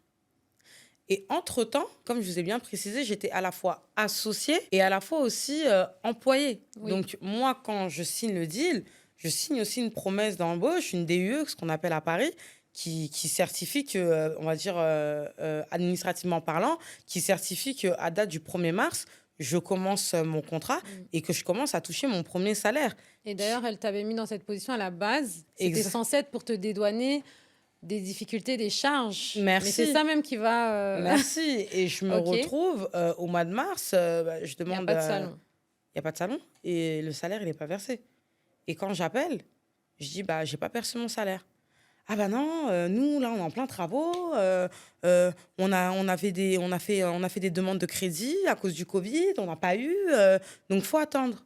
Pardon. Alors qu'à ce moment-là, tu n'as quasiment plus de revenus vu que tu as fermé ton salon. Donc À ce moment-là, tu ne fais j'ai rien plus de pendant revenus, 4 je fais mois. rien. Donc, je lui dis, bah, là, il va avoir un problème. Et elle me dit, écoute, bah non, c'est à l'époque son mari. Bah non, bah déjà, que je suis en train de te faire un salon de luxe, bah, tu attendras. D'accord. Donc là, déjà, à ce moment-là, je commence à me dire... Tu commences à voir le vrai personnage. Je commence à me dire, ça commence mal parce que quand tu t'associes avec un business inject qui te dit un discours et qu'après, il change de discours, ça commence plutôt mal. D'accord. Ouais, ça commence plutôt mal. Donc, on se retrouve... Et vous continuez l'aventure. On continue. J'ai pas le choix, de toute D'accord. manière, parce que j'ai fermé à Paris. Donc, je me retrouve, on va dire, de janvier, février jusqu'au mois de juin sans avoir de revenus Ah ouais, et de vivre pendant sur 6 mes mois. propres revenus pendant 6 mois. Donc, du coup, j'ouvre, mais avec quand même un petit goût amer dans la Est-ce bouche. qu'à Quoi. ce moment-là, tu remets en question la décision que tu as prise d'avoir fermé ton salon pour travailler avec cette dame? Oui, te je dis remets, que je remets en question parce ça que sent du pas coup, je remets en question parce que si moi j'ai accepté d'intégrer un business inject dans ma structure, c'est parce que ce business inject-là peut m'apporter plus que je n'ai déjà. Dans le sens où déjà, dans un premier temps, le stock de mèches, si tu veux rivaliser avec toute la concurrence qu'on a en région parisienne, il faut que tu aies un stock de mèches assez conséquent. On s'est retrouvés à commencer avec même pas... c'est un chiffre tellement dérisoire, mais à même pas 2 chiffres de stock en boutique. Et pour moi, ça, c'était pas normal. Une petite anecdote, on m'appelle, on me dit « Ah, Marissa, on est en train de choisir des sièges qui sont maçants. L'unité, c'est 15 000 €. Mais si c'est pas maçon, c'est 10 000. » J'ai dit « On a quelques semaines de l'ouverture. On n'a pas de stock. Tu me parles d'un siège à 15 000 €. » J'ai dit « C'est pas important. Il nous faut du parce stock. » que là, à ce moment-là, comme toi, tu es du métier, tu as déjà expérimenté juste avant Bien sûr. le manque de stock et tu as vu les conséquences du manque de stock. Elle n'est pas du Exactement. métier, on le précise. Non, elle n'est pas du métier. D'accord. Et comment ça se passe alors? Ah non, mais on ne peut pas immobiliser tant d'argent. Je me dis, mais attends, on se dit business inject. Moi, à ce moment-là, je ne connais pas trop les... Il y a là une holding qui génère des milliers, des millions d'euros. Donc, je me dis, demain, on vend un stock de mèches. Ce n'est pas ça qui devrait poser problème. Donc là, j'ai commencé quand même à avoir un peu des doutes. D'accord. Mais quelques temps après, on a ouvert. Du coup, pas avec le stock sur lequel moi je m'attendais, mais on a ouvert quand même. D'accord, donc là, on va dire que vous commencez l'expérience, le salon ouvre, Oui, mais très rapidement, déjà, tu vas voir que entre vous, le feeling ne passe pas trop. oui. En fait, on ouvre le salon, mais comme je l'ai dit, j'étais à la fois employée et associée. Mais quand on ouvre le salon, quand le salon ouvre, je sais pas, je me sens pas à ma place. Limite, à la base, normalement, ton identité ne doit pas être connue aux yeux de ma Là, on clientèle. parle de l'investisseuse. Ouais, de l'investisseuse, oui, parce que c'était un mari et sa D'accord, femme. donc des investisseurs. Voilà. Donc, elle rentre dans le salon. Ouais, on a mis le lustre ici en cristal. Et puis ça, c'est les employés là, qui coiffent un peu. En parlant de toi. Je me balade un peu dans Paris. Ah, Marissa, à ce qui paraît, tu travailles pour un tel, elle t'a employé. Hmm. Moi qui me suis battue depuis que j'ai l'âge de 15 16 ans à avoir mon construire ton indépendance, nom. à construire mon nom, je me retrouve limite réduit à ce stade-là. Je ne comprends pas trop. Et ça arrive limite, ouais, tu sais, Marissa, faudrait un peu qu'on essaye de voir, parce que je trouve qu'il y a un peu trop de noir dans le salon. Je lui dis, mais comment ça? On a un salon. Moi, mon concept, c'est de vendre des perruques. Et ma Mais en fait, clientèle, c'est ça. elle est black. Je me suis toujours Ok. concentrée sur ça. Et en Mm. sachant tout ça, elle t'a demandé de venir être l'image de son salon. Donc, Exactement. là, tu te- Elle me dit, non, ça serait bien, tu sais, qu'on prenne quelqu'un, histoire de faire un petit peu de couleur dans le salon. Je lui dis, bon, ok, d'accord, il n'y a pas de problème. Je dis, mais tu sais, faudrait que tu saches que ça soit la Libanaise. La Libanaise, elle va se coiffer chez un Libanais ou chez un Européen. Nous, par exemple, qui suis africaine, c'est pas du racisme, hein, mais demain, je vais pas confier ma tête à un Européen. Il saura peut-être pas maîtriser mon Bien cheveu, sûr, bien sûr. ce qui est tout à fait Je logique. pense qu'il y a quand même quelque chose de très communautaire dans les salons de coiffure. Bien Moi-même, sûr. je dis souvent que j'ai du mal à trouver, Bien sûr. puisque je suis métissée, donc j'ai quelques caractéristiques de cheveux qui vont être plus afro, mais d'autres caractéristiques qui sûr. vont être plus arabes et tout, et j'ai du mal à trouver quelqu'un qui sait s'occuper de mes cheveux. Donc, Voilà. Donc, c'est très communautaire en général, on sait mieux exactement. prendre soin de notre qualité de cheveux, en fait. Bien du coup, sûr. de nos proches, de nos semblables aussi. Et je me sens pas à l'aise. Je lui dis, mais attends, on peut monter, descendre, hein. La clientèle africaine est l'une des clientèles, que ce soit dans la beauté, que ce soit dans les magasins de marque, que ce soit dans les cheveux, on est celle qui dépense le plus. Tu vas pas avoir demain une clientèle européenne, une femme européenne, peut-être qu'elle va faire je sais pas, un lissage à peut-être 100 euros, mais Aller à Château d'eau. tu vois, C'est voilà, clair. voilà, payer une perruque à 600 700 euros, ça va plus être notre clientèle africaine qui va être amenée à faire ce genre de dépenses. Et, sans indiscrétion, elle est de quelle origine Elle est africaine comme nous. cette dame? D'accord. Elle est Moi, africaine ça comme me nous. choque. Ouais, et Donc, c'est une africaine qui va proposer une collaboration à une autre africaine, mais merci. qui veut pas d'africain dans son salon. C'est quand même incroyable. Donc, moi, arrivé à un moment donné, je me sentais mal à l'aise. Et puis, quand on est dans le salon, je suis en train de travailler. Moi, je suis quelqu'un de très créative. Je sais pas, il y a une cliente qui a oublié, je sais pas, moi, peut-être un mouchoir sur la table. La fille, elle est H24 braquée sur ses caméras. Allô, il y a un mouchoir sur la table. Allô, dis à la cliente que son enfant, il doit pas se mettre sur la chaise. Allô, arrivé à un moment donné, j'ai pas signé pour ça, quoi. J'ai pas signé pour être tout au long de ma journée. Ouais. Jusqu'à un jour, je m'en souviens très bien, elle a dû m'appeler peut-être à 21h, 22h passées pour me dire, vous avez oublié d'éteindre la clim. J'ai pris ma voiture pour éteindre la clim. J'étais là, mais je me sentais pas à l'aise. J'ai commencé à regretter. D'accord. Ouais, j'ai commencé à regretter. Et puis j'entendais dans les bruits de couloir, ah, tu sais, c'est des filles, c'est une fille, elle vient un peu de Sarcelles. J'ai dit, mais attends, tu es mon business inject. Bon, tu as décidé qu'on voyait ta... C'est elle qui t'a choisi, en Tu fait. m'as Et c'est choisi. Ce qui est très étonnant dans cette histoire. Bien c'est sûr. Elle est venue vers toi. Bien sûr. Et avec du recul aujourd'hui, tu penses que c'était quoi la raison derrière cette approche qu'elle a eue envers toi? Est-ce que tu penses qu'elle a voulu se servir de toi intentionnellement? Oui, je pense. Déjà, eux, de leur côté, financièrement parlant, ils n'étaient pas aussi à l'aise, déjà, dans un premier temps, pour pouvoir faire autant de projets à la fois, parce qu'il y avait nous, il y avait d'autres projets. Et je pense aussi qu'ils se sont peut-être dit, tu sais quoi, comme elle a ramené sa clientèle, on s'en débarrasse. Et comme ça, sa clientèle, elle va rester dans nos mains. Sauf que... On s'en débarrasse en parlant de toi. Ouais, on s'en débarrasse en D'accord. parlant de moi. Sauf que ma clientèle, on a fait peut-être 2 mois d'association, on va dire. Donc, ma clientèle, en 2 mois, si demain je dis que je suis pas là, ils vont pas rester accrochés à un endroit où ils savent qu'il n'y a pas ma touche. Bah justement, Exactement. en parlant de ça, le salon va fermer après seulement 2 mois d'ouverture. Donc, après avoir attendu 6 mois quand même pour que ça ouvre, après seulement 2 mois, le salon va fermer. Et c'est justement le jour où tu reçois la lettre de démission. Exactement. Qu'est-ce qui s'est passé? Alors, ils nous ont mis en congé forcé, moi et mon équipe. Donc, du coup, on se retrouve à la maison avec le salon fermé, les clients qui ne comprennent pas. On est en pleine vacances sur Paris, il y a plein de voyageurs. Donc, pourquoi vous êtes fermés? Je ne peux pas expliquer, on est en fermeture saisonnière. Quelque temps avant la fermeture, ils avaient changé les serrures. Ça aussi, j'ai oublié de le dire. Et je me retrouve à la maison, je reçois un courrier en recommandé. Donc, je vais chercher le courrier et je À vois... ce moment-là, désolée de te couper, oui. on te met en congé forcé. Est-ce que tu commences déjà à te poser des questions Est-ce que tu poses des questions à la personne pour savoir ce qui se passe? Parce que vous venez d'ouvrir, donc c'est pas très logique. Alors, on était déjà en conflit, en fait, D'accord. arrivé à un moment donné, parce que moi, déjà, dans un premier temps, je trouvais qu'il n'y avait pas une certaine visibilité. C'était pas spécialement très transparent au niveau des comptes. Ça nous est déjà arrivé, par exemple, de prendre la carte bleue et de vouloir faire un paiement de 26 € pour acheter de la couleur. La carte ne passe pas, alors que entre-temps, nous, on a quand même de la rentabilité qui rentre sur le compte. On a des gens qui payent en carte bleue.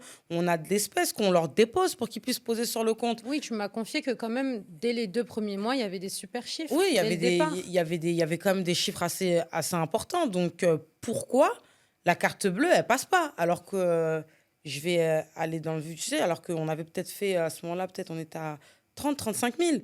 D'accord. La carte bleue pour 26 €, ça passe pas? Tu l'appelles, tu lui demandes. Ah non, nous, on a des problèmes, on doit payer des choses, on a plusieurs projets à la fois, voilà, bah, on n'a pas de liquidité. D'accord. Déjà, premier point qui va mal. Donc, du coup, à ce moment-là, on est aussi en conflit parce que moi, j'apprécie pas la manière dont il me parle. C'est pas parce Elle te qu'aujourd'hui... traite, tu m'as dit, comme une employée, en oui, fait, alors que et même tout s'est basé sur ton nom. et même un chiffon, on lui parle pas comme ça. D'accord. Donc, arrive un moment donné, moi, je me sens pas à ma place, je vous apporte ma clientèle, il y a comme de l'argent qui circule, et en contrepartie, il n'y a pas de respect. Moi, j'ai jamais été amenée à parler à mon employé comme un chiffon, ça se fait pas. Et limite, j'avais l'impression que il y avait plus de respect. Donc, du coup, quand ils nous ont mis, on va dire, plus ou moins en congé forcé, on était vraiment, on va dire, plus ou moins en conflit, quoi. Donc, du coup, quand moi, j'ai reçu cette lettre-là, je savais que ça sentait pas bon. D'accord. Mais je ne pensais... Au plus profond de moi-même, je savais que c'était la fin, mais je pensais pas comme ça. Donc, je reçois Ok. cette lettre, et sur cette lettre, il y a marqué licenciement pour faute grave. Ce matin-là, on va dire que tu viens te réveiller. Tu es dans quelles circonstances quand le facteur sonne à ta porte et qu'il te donne le recommandé? Il y a tout qui est en train de se mélanger dans ma tête. Tu me dis, attends. Moi, j'ai fermé mon salon. J'ai ameuté ma clientèle vers une autre adresse. Tout le monde sait que plus ou moins maintenant, je suis sur les Champs-Élysées.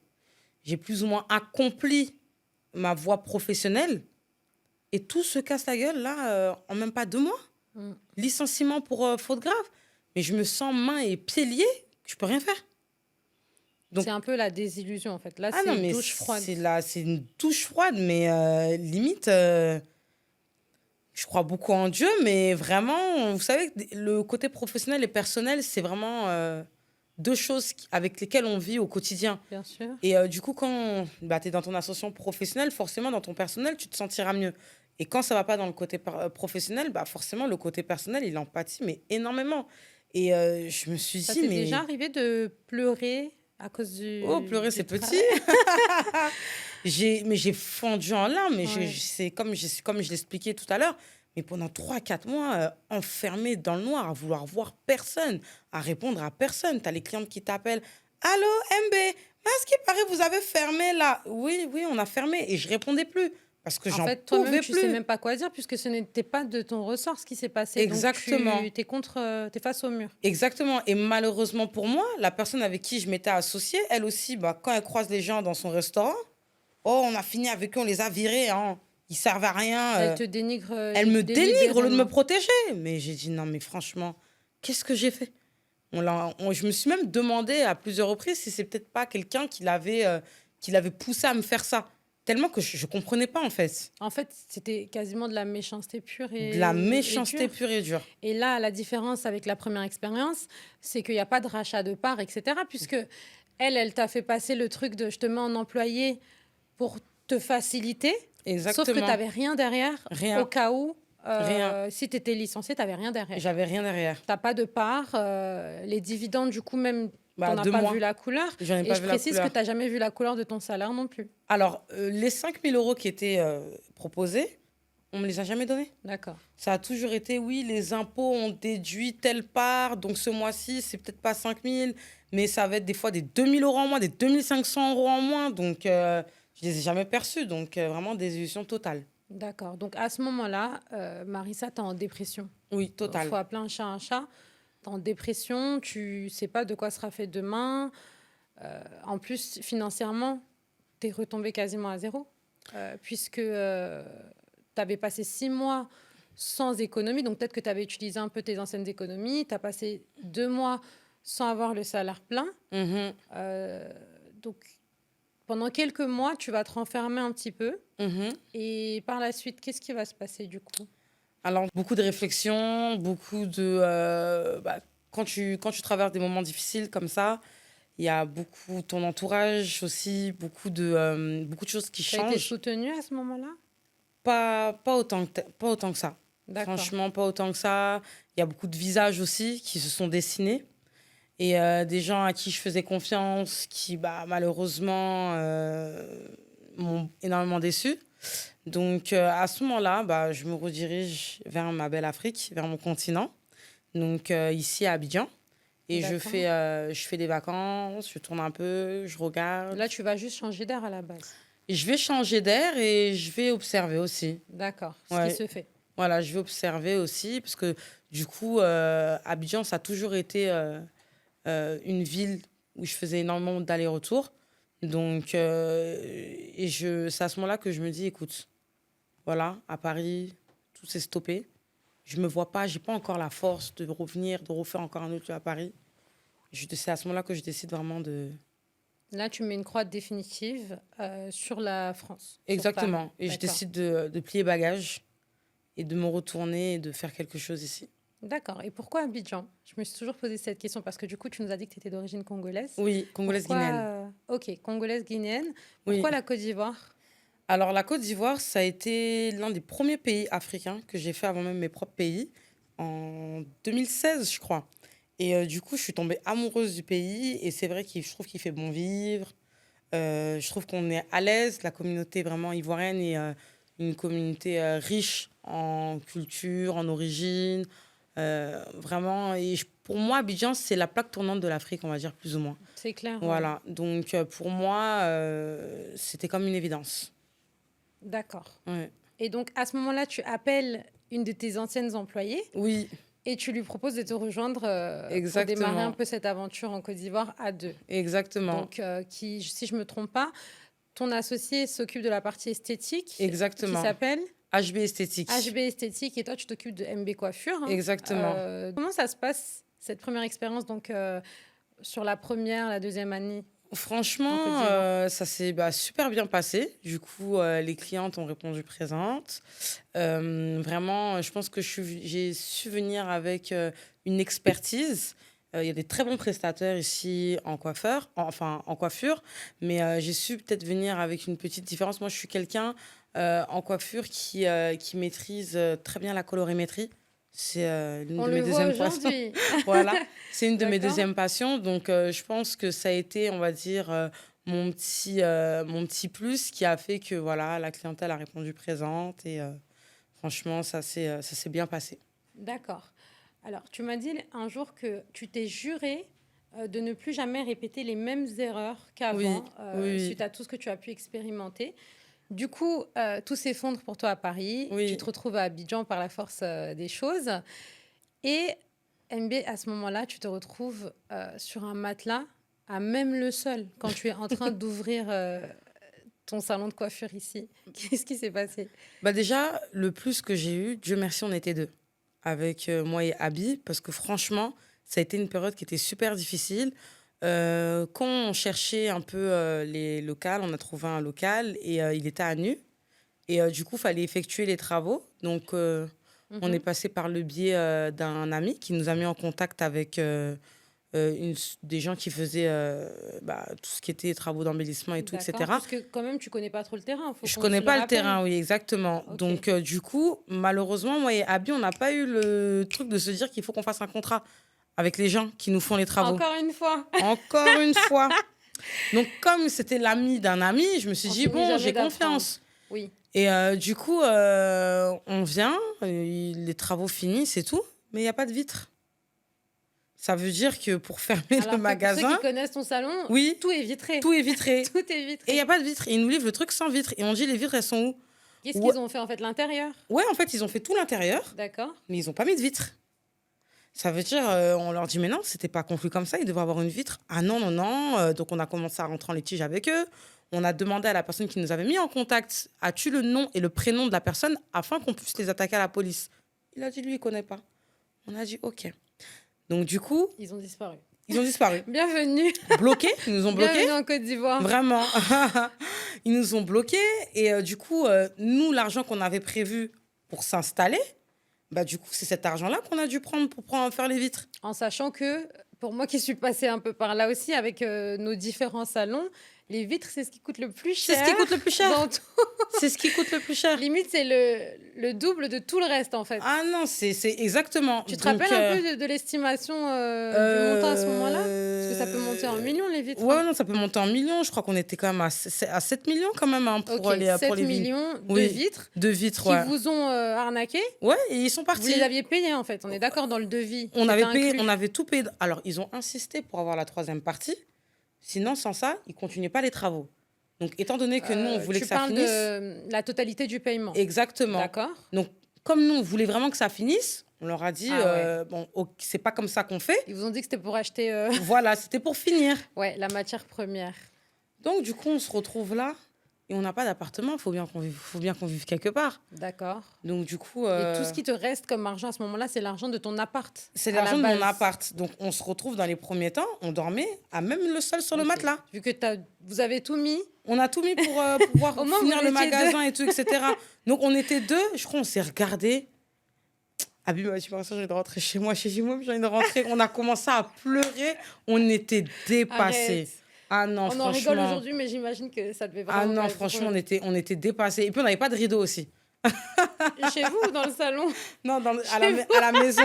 À la maison. Ah ouais, donc à 6h du matin, vous étiez debout. Soleil plein phare, on s'est dit, mais qu'est-ce qu'on... En plus, c'est plus compliqué parce que quand il t'arrive quelque chose comme ça, quand tu es dans là où tu maîtrises en Île-de-France, c'est pas pareil. Là, C'est tu es clair, tu carrément peux loin de ta rebondir. famille, loin de ta maman, loin de tes parents, de tes frères et sœurs pour Abby, par exemple. Et on se retrouve là à 2 face à nos problèmes. On fait comment? Ouais, vous avez personne pour vous aider concrètement. Et on a concrètement personne pour nous aider. Donc, c'est vrai que franchement, c'était pas facile. Mais au fur et à mesure... T'as au bout remonté de- la pente comme ouais, d'habitude. ouais, toujours. Et Toujours. dis-moi, tu t'es juré, c'est ce que tu m'as dit, de ne plus jamais reproduire les mêmes erreurs Oui, qu'avant, Mm, suite à toute l'expérience, le parcours que tu as eu. bien Donc, sûr. qu'est-ce que tu fais différemment aujourd'hui dans ton salon à Abidjan? Déjà, quand j'ai commencé les travaux sur le salon d'Abidjan, première chose, avant même d'avoir commencé le salon, j'avais acheté le stock. Déjà, premièrement. Ça, pour moi, D'accord. c'était... je ne pouvais pas commencer sans ça. Deuxièmement, franchement, on va dire, gérer mon argent. Pour moi, c'est vraiment quelque chose que j'ai su vraiment bien m'organiser. D'accord. À Donc, ce tu as niveau-là. évolué sur la Ah gestion oui. financière. Ça n'a rien à voir. Déjà que, bon, ce qui est bien quand on vit en Afrique, ça dépend. Si on vit comme un touriste et si on vit comme un local, c'est 2 choses différentes. Du coup, comment dire, on s'impose à ne pas... tu vas pas aller tous les jours au restaurant, tu fais pas... Tu vivais normalement, Tu vis quoi. normalement, en fait, Ouais. comme quand tu vis en Île-de-France. Et du coup, franchement... Donc, à on partir- diminue un peu les dépenses. on diminue un peu les dépenses, ce qui est important quand même Oui. pour pouvoir évoluer professionnellement parlant. Je pense qu'il est quand même nécessaire, personnellement parlant, de serrer un peu les vis afin de pouvoir avancer plus ou moins, on va dire, plus ou moins rapidement, quoi. D'accord. Ouais. Et si aujourd'hui tu devais me décrire un peu quelques différences marquantes pour toi entre ton expérience d'avoir un salon en France et ton expérience ici? Déjà, je trouve que ici, enfin, à mon humble avis, hein, la clientèle, quand elle s'habitue à toi et que tu as un, enfin, pardon, un service après-vente, je voulais dire SAV, tu as un service après-vente irréprochable, franchement, la clientèle, elle est fidèle. D'accord. Ça, franchement, En Europe, non? Parce qu'il y a plus de choix aussi, ouais, peut-être? ouais, c'est vrai. Comme ici, quand même, on a quand même du choix, hein, mais Mais après, c'est... Bon, moi je dirais qu'ici, il y a du choix, mais ça dépend dans quelle qualité tu vas taper. aussi, ouais, Donc, c'est par vrai, exemple, si ouais. on veut regarder aujourd'hui MB Coiffure à Abidjan, t'as pas énormément, je pense, de concurrence.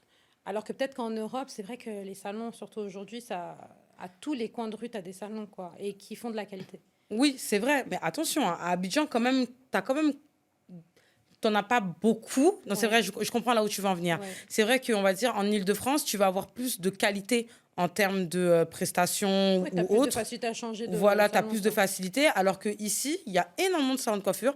Il y a énormément de coiffeuses et de coiffeurs qui sont aussi talentueux que les autres.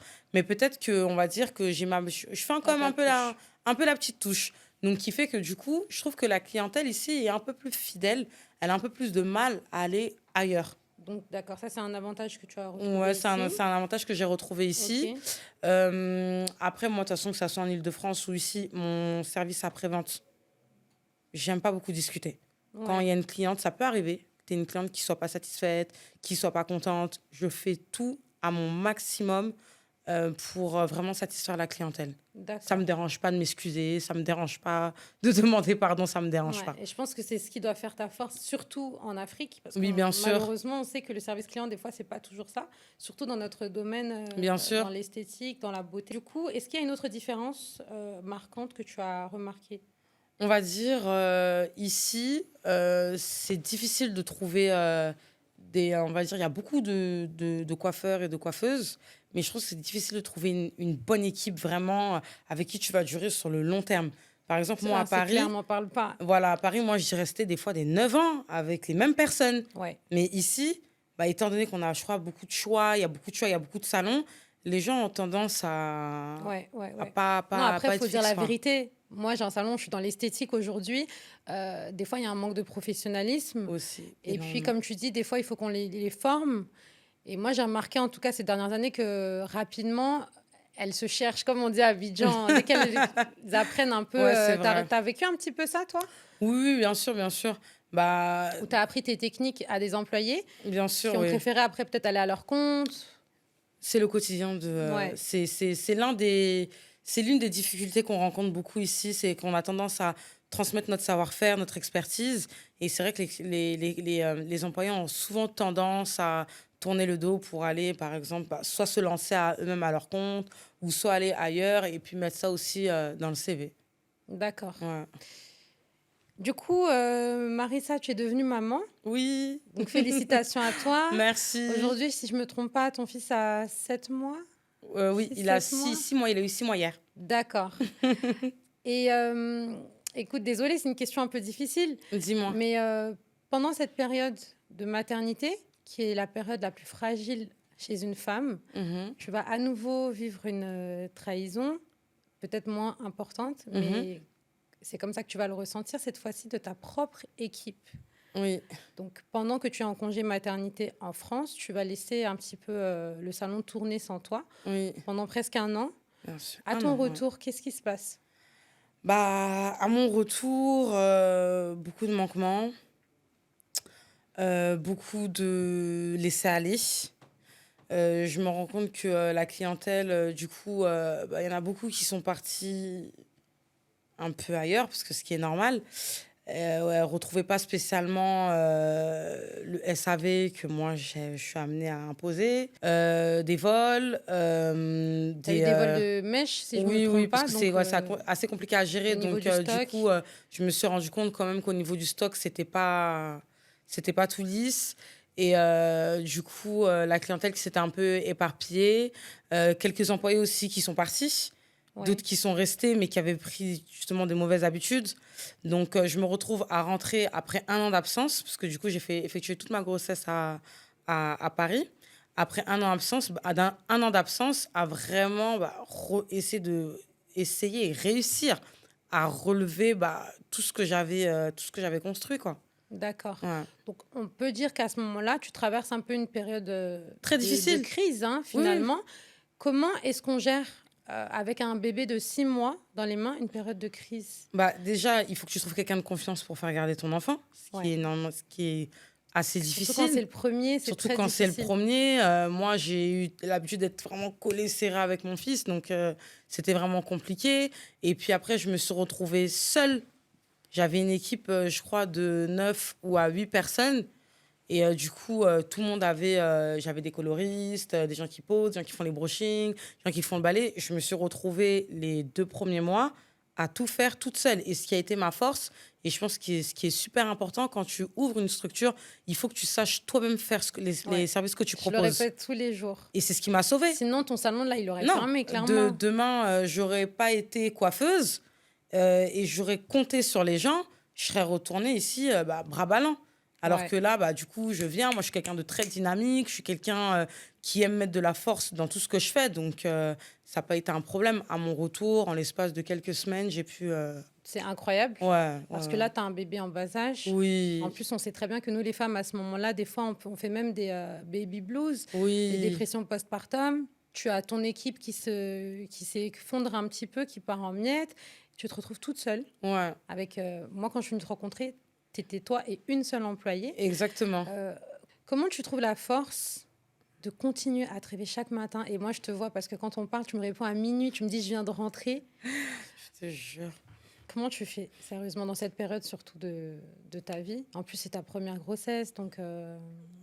Alors moi, franchement, comme j'ai cessé de le dire, moi, tant que j'ai pas réussi, je lâche pas.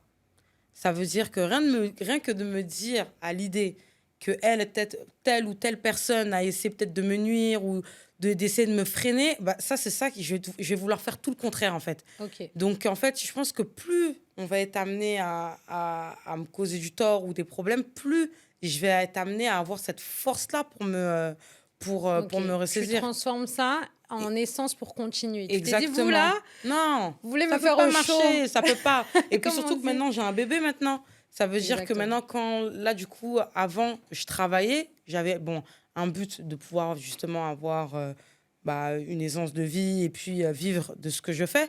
Mais là, maintenant, j'ai un bébé, il faut que je prépare son avenir, ça va très vite. Donc, je me dis que je peux Ça même coûte pas... cher, un bébé, en plus. À qui le dis-tu? Donc, je peux pas me laisser faire. Jamais. Donc, Marissa, quand on regarde tout ton parcours, Oui. on se rend compte que tu as vécu vraiment des hauts et des bas, des grands hauts, des grands bas, des épreuves, des embûches. Tu as toujours su garder la tête haute, continuer malgré tout. Quels seraient les conseils que tu donnerais aujourd'hui aux jeunes femmes entrepreneurs qui souhaiteraient se lancer ou qui traversent peut-être des périodes difficiles?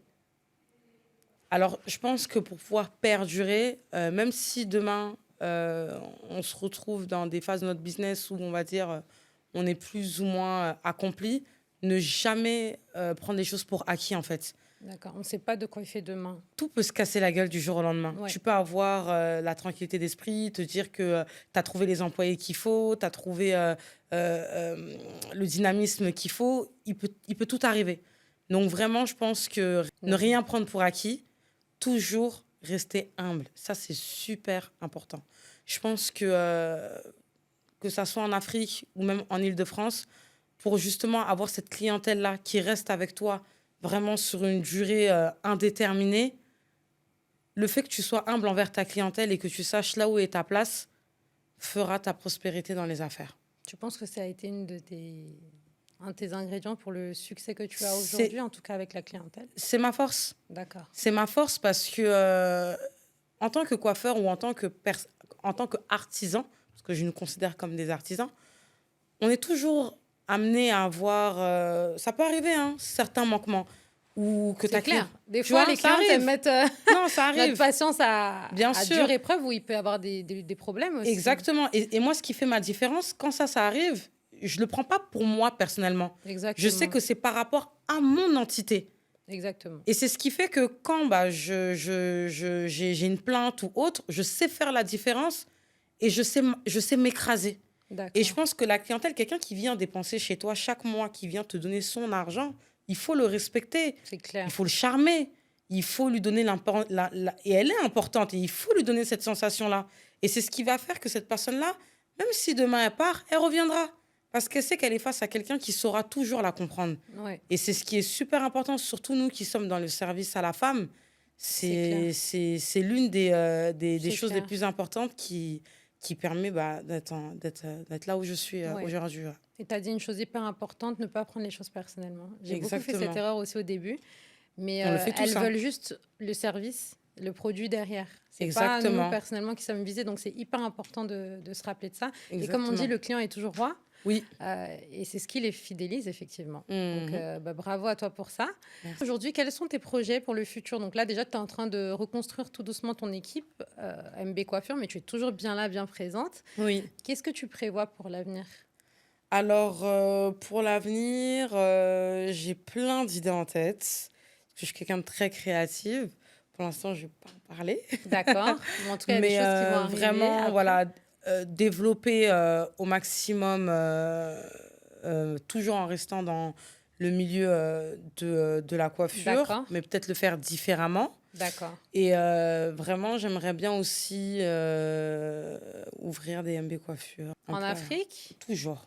D'accord. Tu veux avoir plusieurs salons Oui, j'aimerais bien, mais je prends mon temps parce que j'aimerais que demain, si je suis amenée à ouvrir ailleurs, qu'il y ait la même, que ce soit aussi qualitatif C'est ce qui qu'ici. est le plus difficile. Voilà, raison pour laquelle je prends vraiment mon temps parce que moi, je me considère comme étant un artisan, c'est de l'art ce qu'on fait. Exactement. Donc, je voudrais que demain, si tu te retrouves par exemple à MB Coiffure Conakry ou MB Coiffure Bamako ou Douala, que tu te retrouves vraiment avec Ouais. la même qualité de service.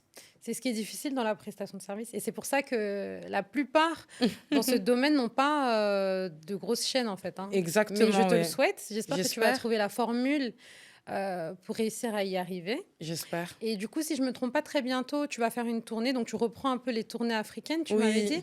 En Guinée, c'est bien Oui, ça? à Tu peux nous Conakry. donner un peu les informations? Oui, alors je serai en Guinée normalement le 4 octobre pour une vente privée qui durera sur D'accord. une semaine. De Donc, perruques? voilà, exactement, du 26 septembre au 4 octobre, où je vendrai tout ce qui est produit fini, c'est-à-dire la perruque, des laces, des pixie cuts, D'accord. des courtes, etc. Super. Voilà. Ok, ben on partagera les informations.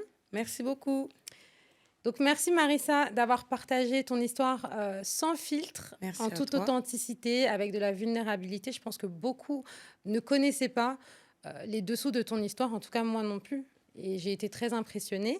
Je pense que ça va inspirer plus d'une jeune femme entrepreneur et que ça va surtout les aider à comprendre que le chemin de l'entrepreneuriat, c'est pas un chemin tout rose, mais qu'il faut continuer de s'accrocher.